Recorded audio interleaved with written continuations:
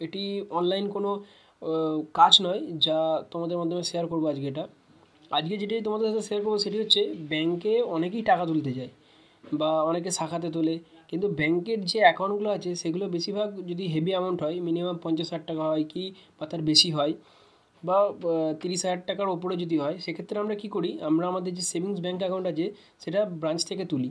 তো আজকে ঠিক এরকমই একটি ব্যাংকের অ্যাকাউন্ট থেকে কীভাবে টাকা তোলা যায় এবং টাকা তোলার যে ফর্মটা ফিল আপ করা হয় কীভাবে সেটা করা হয় সেটা তোমাদের সাথে শেয়ার করবো।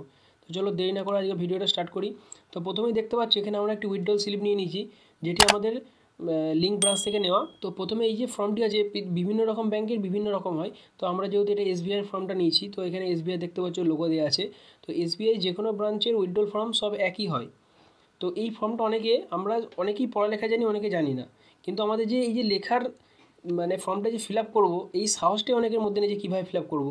আমরা কিন্তু পড়ালেখা জানা সত্ত্বেও কিন্তু অন্য কাউকে পয়সা দিয়ে আমরা এটা ফিল আপ করাই। তো যাতে এটা আমাদের না করতে এবং এইটা আমাদের করতে গেলে যে অসুবিধা হয় সেই জিনিসগুলো আজকে তোমাদের সাথে শেয়ার করব। তো ভিডিওটা ভালো লাগলে অবশ্যই লাইক, কমেন্ট, শেয়ার এবং সাবস্ক্রাইব করতে ভুলো না। তো দেখতে পাচ্ছ প্রথমে এই যে লেখা আছে এখানে এসবিআই ব্রাঞ্চ যে লেখা আছে, এই জায়গাটায় তোমাদের যে লিঙ্ক ব্রাঞ্চ হবে, আমাদের যেমন হচ্ছে জামগ্রাম ব্রাঞ্চ, তো আমরা এখানে জামগ্রাম লিখবো এই জায়গাটাতে। এবং অনেকে কী হয় পান্ডুয়া ব্রাঞ্চ হয়, সেক্ষেত্রে তোমরা এখানে পান্ডুয়া ব্রাঞ্চ লিখবে। এবং এই যে দেখতে পাচ্ছ name of the account holder, এখানে তোমরা এই ফর্মটিতে হিন্দি এবং ইংলিশে পাবে, কোনো রকম বাংলা ভার্সান এখানে থাকে না এটাতে। তো এখানে name of the account holder দেখতে পাচ্ছ, এখানে তোমরা নামটা লিখে দেবে, ক্যাপিটাল লেটারে লিখতে পারো বা প্রথমটা ক্যাপিটাল বাকিগুলো সব স্মল লেটারে লিখতে পারো।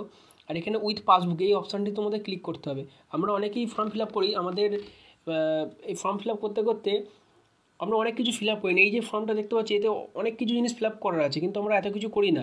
আমরা শুধু এখানে আমরা সই করি, এখানে কত টাকা তুলছি সেটা লিখি, অ্যাকাউন্ট নম্বর লিখি, ডেট লিখি, আদারওয়াইজ এগুলো। কিন্তু অ্যাকচুয়ালি যদি নিয়ম হয় আর আরবিআই নিয়ম অনুযায়ী আমরা এই ফর্মটাতে যা দেখতে পাচ্ছ তোমরা, এই যে উইথড্রল ফর্মটাতে প্রত্যেকটি জিনিস কিন্তু ফিল আপ করা তোমাদের দরকার।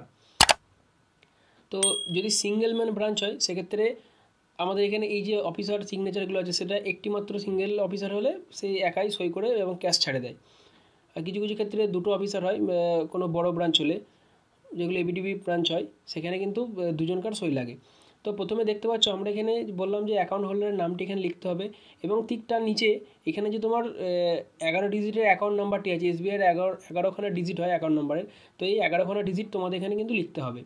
লেখার পরে তোমরা একটু উপর দিকে টিক করবে ডান দিকে, এখানে তোমার ডেট লিখতে হবে, যে ডেটে তোমরা টাকা লিখছো সেই ডেটে অবশ্যই এটা লিখতে হবে এখানে। এবং উইথ পাসবুক এটা আগেই বললাম, এটাকে টিক করবে এখানে। এবং এই স্লিপটার সাথে তোমার কিন্তু ব্যাংকের পাসবুক অবশ্যই নিয়ে যেতে হবে এবং ক্যারি করতে হবে। এখানে তোমরা নামটা লিখলে ক্যাপিটাল লেটার লিখে দিতে পারো। এবং এর নিচে রুপিস, এখানে যে কত টাকা তোমরা তুলছো সেটি তোমাকে এখানে ওয়ার্ডে লিখতে হবে। তুমি এখানে যদি মনে করো যে আমি বাংলাতে লিখবো, তুমি বাংলাতেও লিখতে পারো। যদি মনে করো আমি হিন্দিতে লিখবো, হিন্দিতে লিখতে পারো। যদি মনে করো ইংলিশে লিখবো, তো ইংলিশে লিখতে পারো। এবং ঠিক এর নিচে অ্যামাউন্ট, এই যে ডেবিট, তোমার যে debit the amount to my your অ্যাভাব savings bank account, এবং তোমার অ্যাকাউন্ট থেকে কত টাকা তুমি তুলতে যাচ্ছ সেটি সংখ্যা এখানে লিখতে হবে। যদি বাংলায় লেখো তো এখানে বাংলায় লিখবে, যদি ইংলিশে লেখো তো এখানে ইংলিশে লিখবে। এবং ঠিক এর নিচে আরেকটি দেখতে পাচ্ছ এখানে প্যান কার্ড নম্বর, এই যে এখানে প্যান কার্ড নম্বর, এখানে তোমরা তোমাদের প্যান কার্ড নম্বরটি দিয়ে দেবে, সাথে ক্যারি করার দরকার নেই।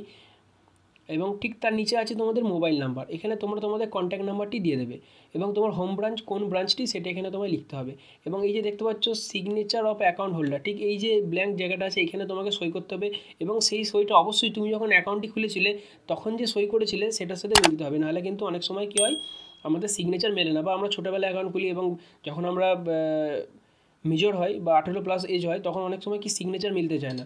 তো সেক্ষেত্রে আমাদেরকে অনেক সময় ক্যাশিয়ার যে থাকে তিনি ক্যাশ দিতে চান না এবং ব্রাঞ্চ ম্যানেজারের কাছে পাঠায়, এবং তোমার যে সিগনেচার করা ছিল কীরমভাবে করা ছিল সেটা তোমাদেরকে ওখানে দেখানো হয় এবং সেইভাবেই এখানে সই করতে বলা হয়। আমাদের আরেকটি ভিডিও দেওয়া আছে যেখানে আমরা এখানে ফটো আর সিগনেচার কীভাবে আপলোড করতে হয় বা কীভাবে সেই ফর্মটি ফিল আপ করতে আমরা দিয়ে রেখেছি, আমরা আই বটনে এটা লিঙ্ক দিয়ে দিয়েছি, তো সেখানে তোমরা দেখে নিতে পারো। এইখানে সুইট সিগনেচার করতে হবে এবং সিগনেচার করা হয়ে গেলে এই ফর্মটি কীভাবে আমরা ফিল আপ করলাম সেটা তোমাদের সাথে আরেকটা একবার দেখে নেব।